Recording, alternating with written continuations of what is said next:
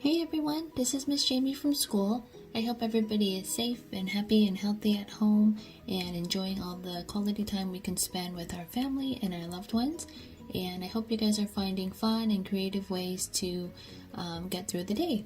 And since we have a lot of time every day, Miss Amino and Miss Sueza, the wonderful gate directors at our school, thought that this would be a fun and creative way to bring our academies to you guys at home. So this is going to be our first online gate academy, and it's going to be art history on the California painter Laurel Burch. And this really cute gradient cat here is what we're going to draw and make today. So first I'm going to show you a picture of Laurel Burch, and you can Google her with your parents' help. And this is what she looked like here. She's no longer living, but she was born, raised, and died in California. And this painting here called Fantastic Felines is what we're going to use as our inspiration for our cat today. And here is another one of her art pieces right here. And she was an artist in the 60s and 70s. She was born in 1945. And her art is really colorful and it's really fun. And she created art not only to make herself happy, but to make others happy as well. So we're going to do this tutorial style as if I was in the classroom with you guys.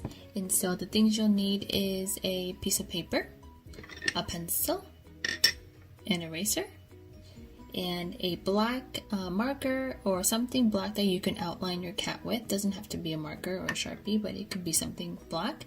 And then you need things to color with. So I have color pencils here. The color pencils will be the best to create the smoothest gradient. But if you don't have color pencils, you can use crayons, you can use markers, you can use chalk. Chalk probably would be nice as well, whatever you have around the house. So you can pause the video at any time if you need to catch up or if you need to go get something, so don't feel like you have to be in a rush. Okay, so to start off with your pencil, we're going to divide our paper into 4 sections. So we're just going to draw one line down the middle and one line across. And this is just so we can make our cat proportional, so we don't have like a giant head or a tiny head. Okay, and we're going to start with the top left corner of our paper, and in here we're going to draw a open heart. So we're going to draw an upside down heart, and we're not going to close it, and I'll show you what I mean. Okay, so we're going to draw as if we're drawing a heart, just like this, but we're not going to close the top to a point. Okay, and this is going to be our basic cat face shape, and try to make it so that it fills up the entire quadrant. Okay, and after you have your upside down open-ended heart, we're going to draw the ear points down and down, and then we're going to connect it with the line for the forehead. And the reason why we're doing this in pencil is so that we can erase the pencil lines later, because you can't erase marker. Okay, and so this is your basic cat face. And now what we're going to do is for the nose, we're just going to draw a rectangle straight down. Okay, just like that. Alright, and now we're going to do the eyes. So about halfway, the midpoint of your rectangle, we're just going to draw a leaf shape or a football shape all the way to the ends of our face. Okay, just like that. And then for the bottom eyelids, we're just going to draw a happy face across. And then for the upper eyelid, we're actually going to start at the point of our eyes, and we're going to draw like a rainbow out to the edge, just like that. Okay, and then we're going to draw the actual eyeballs itself. So we're just going to do parenthesis, parenthesis, circle, parenthesis, parenthesis, circle. Oh, the clouds just came over. Okay, now we're going to draw our inner ear lines just like this. And then we're going to draw the cat's tongue. Okay, now what I want you to do is I want you to take your eraser and I want you to erase just the top half of our little rectangle because we don't need that line there for the cat face. Okay, we're just gonna erase the top line of our rectangle, just like that. Okay, so now we're gonna do the body. So when a cat sits up, its back shoulders kind of hunch, kind of like the hunchback, right?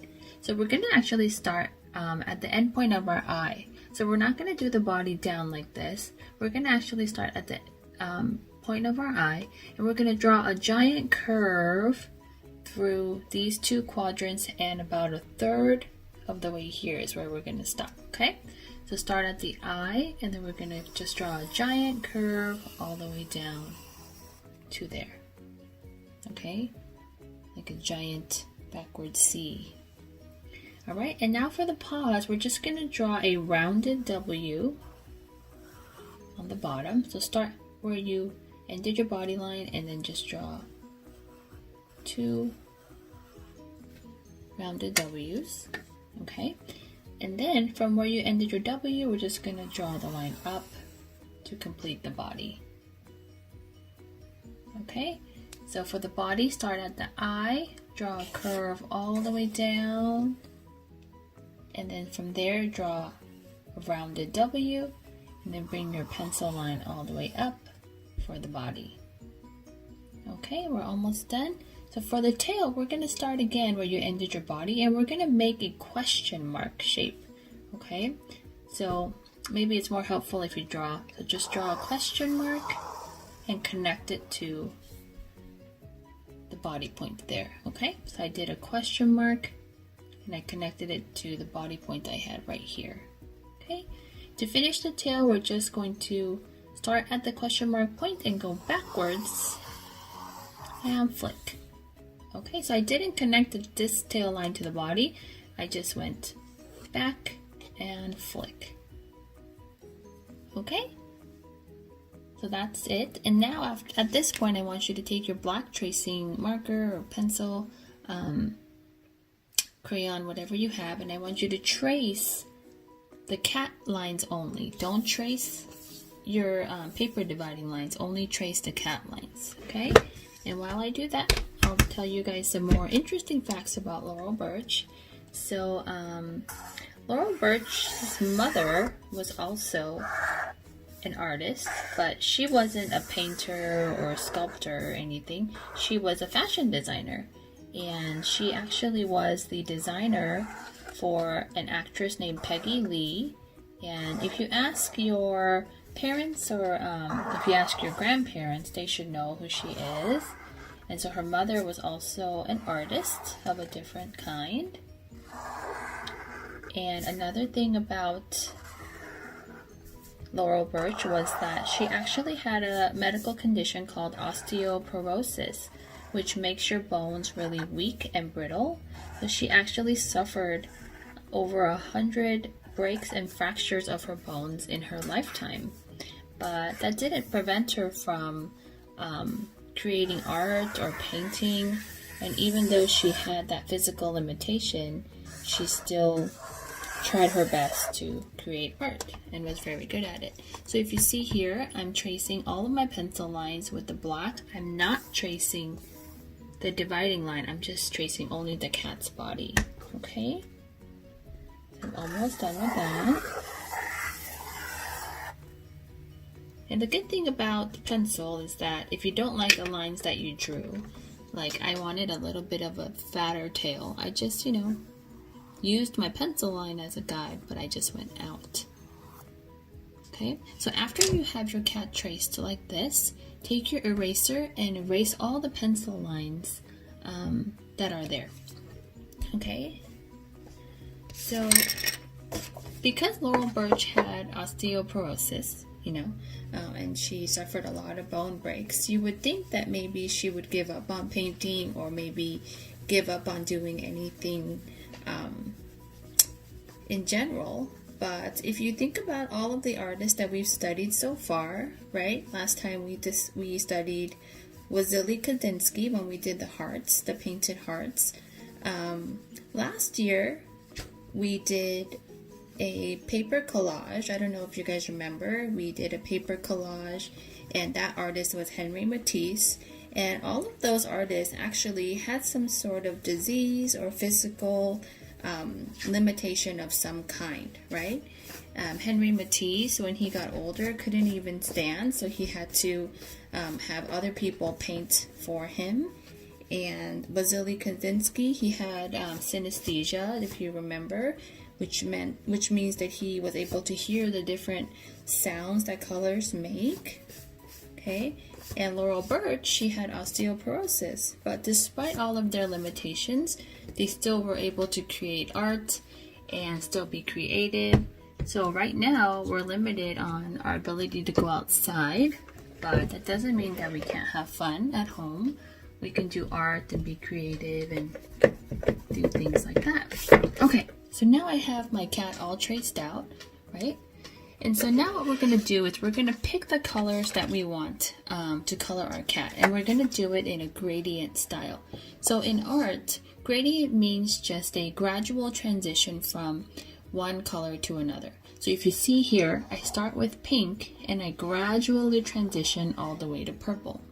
So what you're going to do is you're going to pick 6 colors of the same shade. So if maybe 6 blues or 6 yellows or 6 greens.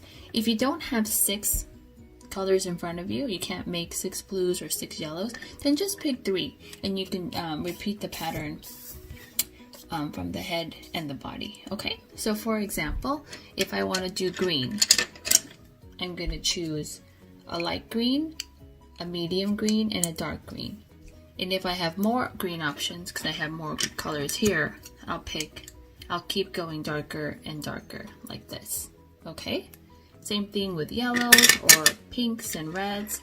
And now I'm going to show you how to create a gradient. Okay, so I'll choose the green. So I'm going to start with my lightest green. Okay, and this is my test paper, so I'm just going to test it on here so I can show you.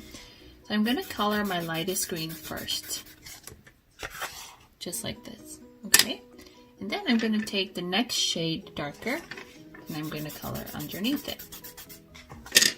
Okay, and then I'm going to take the next shade and I'm going to color underneath that. Okay, but what I notice here, and I don't know if you guys notice, is that my middle color is actually darker than my third color. So I'm going to switch that. Okay, so I'm going to start again. I'm going to do my lightest color. Then I'm going to do the medium green. And I'm going to do my third darkest shade of green. Okay, so if you see here like this bottom one, the color transition is more smooth because it goes from light, medium to dark rather than light, dark to medium. Okay, so if you only have 3 colors, this is just fine, and you can repeat this pattern on the head and the body. But if you have more, if you have enough colors for 6, then I would do this one, and this one, and then you see here, I did another, I kept going with my gradient. And I don't actually have a green that's darker than this, so what I'm gonna actually do is, I have a yellow that has a lot of green in it, so I'm actually gonna color this yellow on top, because this yellow actually is kind of close to the green. Okay, so to create a gradient, you just pick colors of the same shade, same color family. Remember last time we discussed hot and cold colors, right? Warm colors are red, yellow, orange. Cool colors are blue, green, purple, you know, in relation to that. So we're gonna start. So just pick colors of the same color family, the same shade, and then just start from lightest to dark and transition it gradually. Okay. Now I'm gonna show you if, for example, you're like, well, Miss Jamie, I kind of want to go from, let's say, red to green. Now, red and green, they're not part of the same color family, okay? Red is a warm color and green is a cool color. But what you can do is you can put colors in the middle that transition from red to green, and I'll show you how to do that.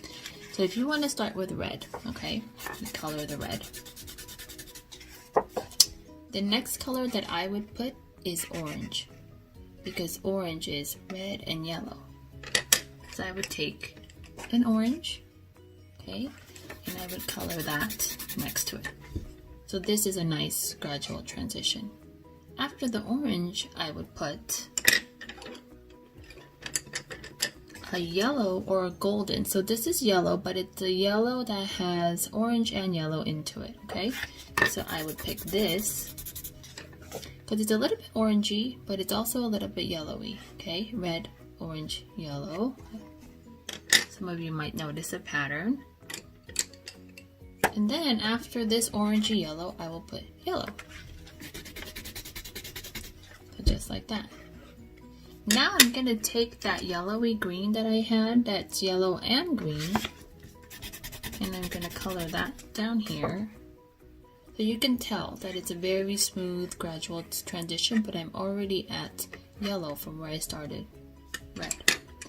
And then I'm going to take the green that had yellow in it, and I'm going to color it there. Okay, and then that's 1, 2, 3, 4, 1, 2, 3, 4, 5, and then I'm going to take the next green down and transition it. And that's how you would go from two complementary or opposite colors like red and green, how you would transition it. You just have to pick the right colors in the middle to transition from the top to the bottom, okay? So here are some other samples of color gradients that I have done. This is my blues. Kind of crazy, I know. So if you see here, I went from almost like a tealy blue, but I went all the way down to navy, okay? And I have one here of browns, okay? I went from a kind of like a rusty orangey brown all the way down to black. Oh, I have one here that goes from red to blue, and I put purples as my transition. So that's kind of how you create a gradient. So experiment with different colors, different shades. Maybe you want to pause the video here and kind of take a test paper and work out some colors so you can get a nice gradient. And like I said, if you don't have 6 colors to work with, you can just do 3, because 3 is a little bit easier, and then you can just do the same pattern on the head and the body. Okay, so now what we're going to do is we're going to go back to our pencil. Your cat should be all outlined and your pencil line should be erased. And we're going to go back to our pencil and we're going to put a design on the body and the tail. So Laurel Burch had a lot of geometric shapes and lines and patterns in her paintings. And in her painting Fantastic Felines, each of the cats have a different type of pattern. Okay, so on my sample one here, I used diamond triangle shapes for the body, and I used stars for the tail. So pick any geometric shape, squares, circles, ovals, any sort of geometric shape that you can color in. So a swirl would not be a great idea because you can't really color in a swirl, right? If you go like this, you can't really color in a swirl. And don't do like polka dots. You can do circles, but don't do like polka dots because you can't really color in polka dots. If you want to do a line pattern such as a zigzag, you have to make sure you make it double lined so that you can color the inside. So this is a zigzag. If you want to do just like a wavy line, make sure you make it double lined so you can color the inside. But in general, shapes like circle, rectangle, triangle, in general, the geometric shapes are the best. I mean, you can create, just like I did, maybe you can create a pattern within, such as that, but pick a geometric shape, okay? So take your pencil and draw the shape, one shape for the body and one shape for the tail. Okay, so I'll just do circles just to keep it easy. And I want you to notice what I'm doing with my circles. If you can see here, I'm actually drawing my circles inside and outside of the body line. And the reason why I'm doing that is because when you create a pattern, okay,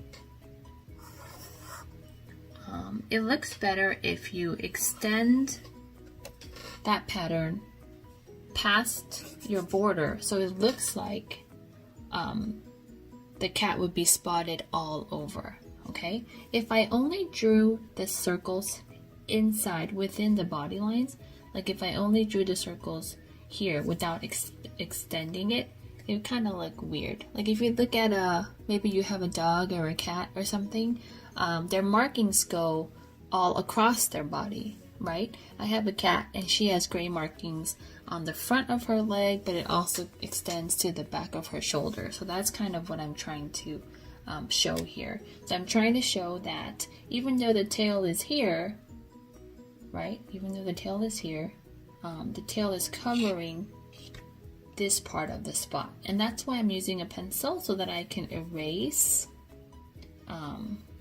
outside of the body lines. Okay, so I did circles for my body. Okay, and then I'm gonna take my eraser and erase whatever is inside the tail, because we're gonna do a different pattern for the tail. Okay, all right. And then for the tail, I'm just gonna do stripes. So just like I said earlier, if you're gonna do a line pattern and not a shape, just make sure you create 2 lines so you can color the inside. Okay, just like that. All right. Take your eraser and erase any outside marks you did, any of the marks that are outside of the body. Okay, just like that. And then take your marker and trace whatever shape or pattern that you made. So I'm gonna trace my circles like that. Okay. So Laurel Burch, not only was she a painter, but she also made jewelry, and I don't know if I already said, but she painted on scraps of metal. So she would go to the junkyard and find scraps of metal. She would hammer them flat, and then she would paint on them. So there are lots of creative and interesting ways that you can create art. It doesn't always just have to be painting or drawing on a piece of paper. Okay, so make sure you trace your tail shape as well, or tail pattern, I would say. Okay, and then take your eraser once again and erase any of the pencil lines. I'm gonna erase off the table because when I erase on the table, it shakes the camera and it looks like I'm in the middle of an earthquake, but I'm not. Okay, so now we should have your cat and your patterns all outlined. Okay, and now we're gonna color. Okay, so let me see if I can make it so you guys can see what I'm doing here. So, okay, I think we can do it like this. Okay, now, so to start coloring, what we're gonna do is you're gonna pick the lightest shade of the 6 or 3 colors that you chose. Okay, so I'm actually gonna do a brown cat this time. So I'm gonna start with, and I have 6 shades here.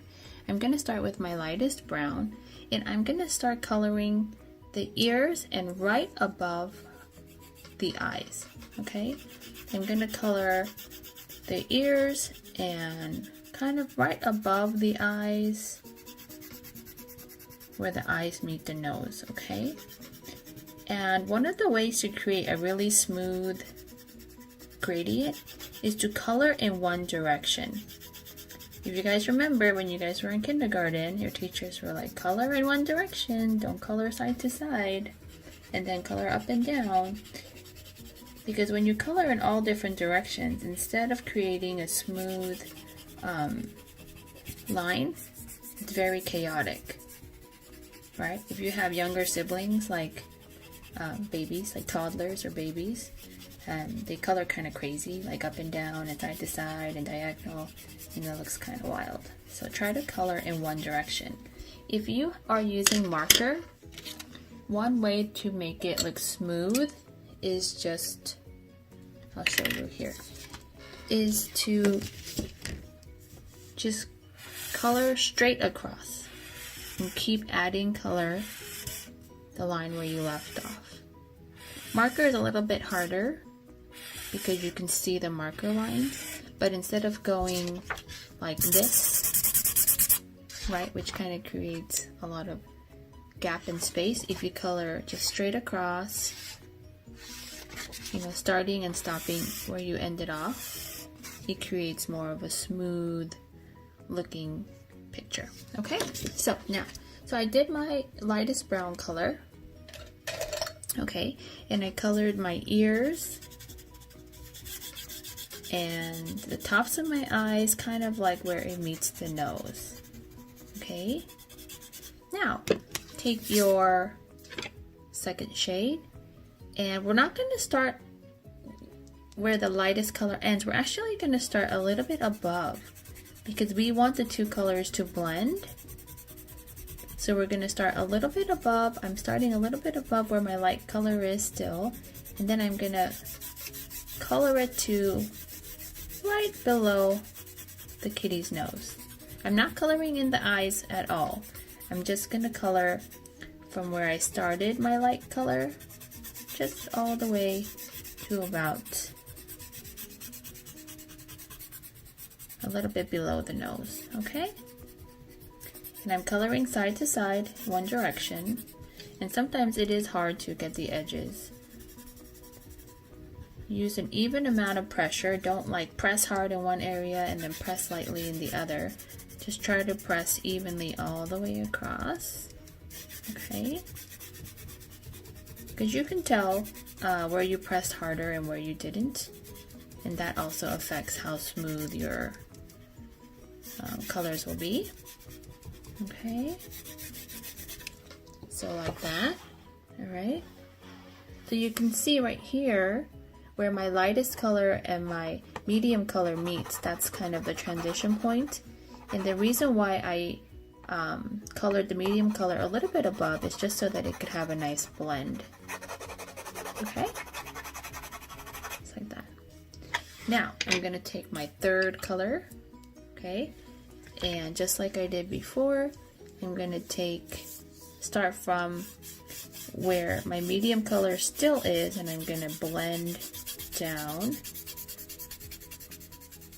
to the rest of my face, or the face of the cat. Okay.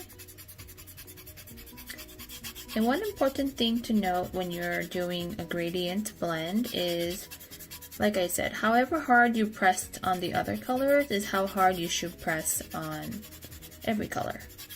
So if you did a very light stroke, then just do light strokes all around. If you did, if you pressed harder, then press hard on all the colors. Okay? And you could take the colors up into each other. The more the colors kind of overlap, it creates a smoother blend. Okay? I see here on mine, I kind of have a harsh line. You can definitely tell where this color stops and this color starts. So I'm going to take my middle color again, and I'm just going to try to blend it out a little bit more so it's more smooth. So it looks like the colors are blending into each other. Okay, just like that. Now for the eyes and the eyelids, you can color the eyelids any color you want in the eye. So for the eyelids, I think I'm gonna do maybe pink. Maybe I'll do this magenta color for the eyelids, just for the contrast. I'm gonna do the bottom, do the top. Laurel Burch's paintings are all very colorful. They're very vibrant. She was a painter in the 60s and 70s, kind of during the hippie era. So during that time, everything was really colorful and happy and fun. And so I think that inspired a lot of her paintings. So I'm gonna do that to my eyes. Okay, I used the magenta. And for the actual eyeball, I'm gonna actually use teal. For the actual pupil, I guess, right? And the middle part is called the iris. I'm not sure. I'm sure one of you know. You guys are all so smart and know lots of things. So I'm just gonna use teal. And I'm gonna leave the whites of the eyes white and the very middle part of the eyes white as well.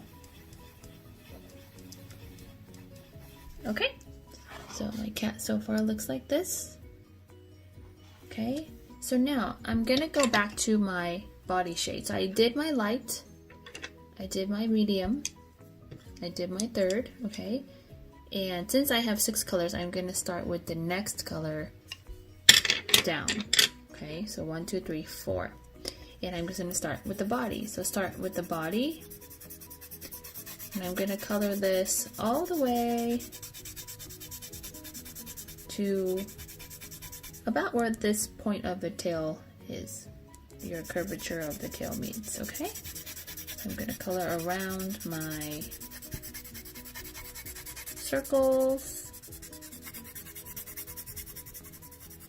I'm trying to make sure that I'm coloring in one direction and that I'm not coloring in the circles. Okay. And you have to imagine, if your tail is in the way, you have to imagine where this line continues, right? So that you have an even spread. Okay? Get around the edges.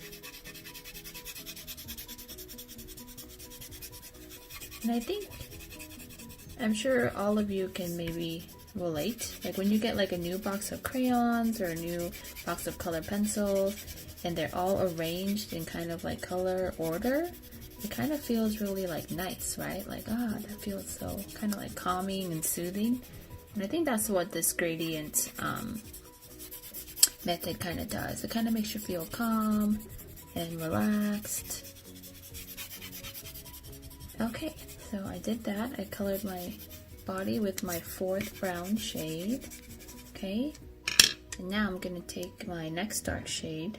Okay, and I'm going to continue down about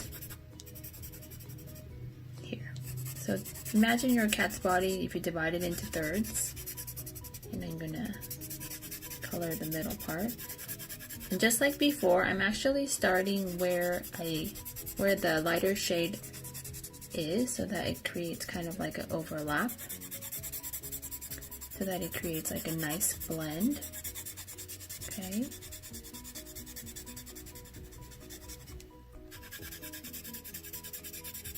And as you're doing this, think about what color you might want to color your shapes or your pattern. Think about a color that will pop against what you've used. So for my purple cat, my pink and purple cat, I used green as the colors for my diamonds.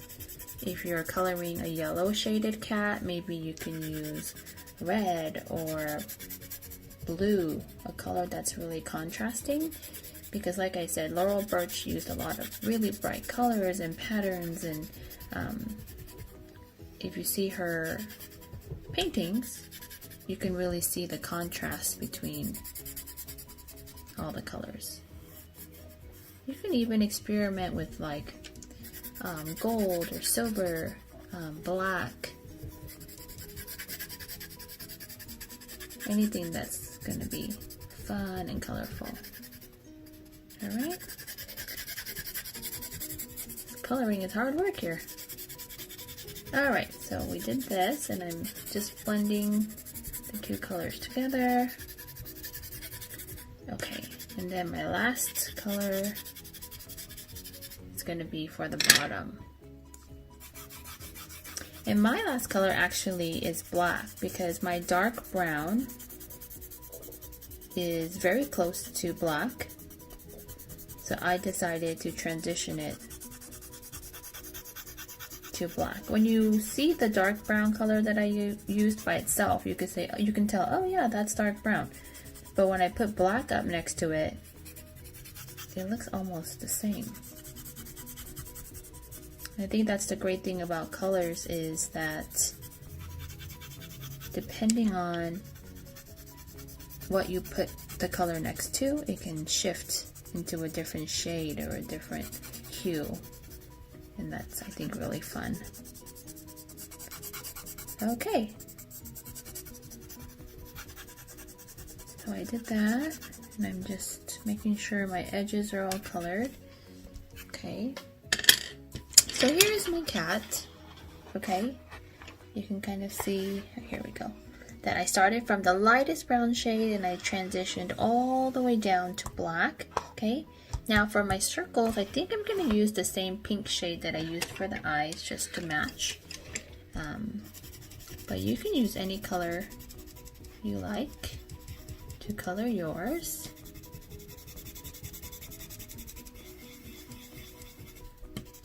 Okay. So what have you guys been doing while we've been at home? I saw many of you guys are participating in Spirit Week, right? Yesterday was Technology Tuesday, and I saw a lot of really cute kitchen robots. And on Monday it was, what was Monday? Oh, Pet Day. That was fun, because even a lot of the teachers, we got to see their pets at home. And ooh, today is What's for Lunch Wednesday. Did you guys already eat lunch? It's kind of past lunchtime, but alright, so I'm almost done here coloring my cat circles. For the tail, we're just going to color the tail one color. And I'm going to use the lightest shade that I used for my tail, just because I used such dark colors on the body. I wanted to show up. So for the tail, go back to the lightest color you chose in the beginning. Mine would be like this tan color. And I'm going to color the tail this tan color. I'm not going to color my stripes yet, because I'm going to color that a different color. But I'm going to color my tail itself the light tan. So whatever part of the tail that you have around your pattern or shape or design, color it the lightest shade. All the way down to the bottom. Perfect. Now for my stripes, I think I'm going to do green. So I'm going to take just like this kind of apple green color. It's called lime green, actually. I'm going to take the lime green and I'm going to just color my stripes in. Just like that. Oh, you know what we didn't put on the cat? I just realized. We didn't put whiskers. So luckily that's easy. So take your marker or whatever you use to outline and just draw 3 whiskers. Boop. That's a cat without whiskers, right? Did you know one time my cat burned its whiskers off because she jumped on the stove? She jumped on the counter and the stove was on, and she, for some reason, thought it was a good idea to go close to the fire, and so she burned. But they grew back. Okay, so I'm just coloring the tongue, and that's it. So your drawing should look probably even better than mine. And what I did with my original one is I just cut out, I took scissors and I just cut out the cat, and I just glued it onto a colorful paper that matches my shapes. But you don't have to do that. You can leave it just as is. I'm sure it looks fabulous. And or you can cut it out and glue it here. Okay, well, I hope you guys enjoyed this Skate Academy. It's the first one that we've ever done, so sorry if it was a little bit, like hard to understand or hard to follow. But I hope you guys enjoyed it, and I hope you guys are having a fun time at home. Enjoy spending time with your family, And send Mrs. Sueza or Miss Amino your cat drawings if you end up doing one. Okay? Alright, well, I hope to see you guys soon. Bye!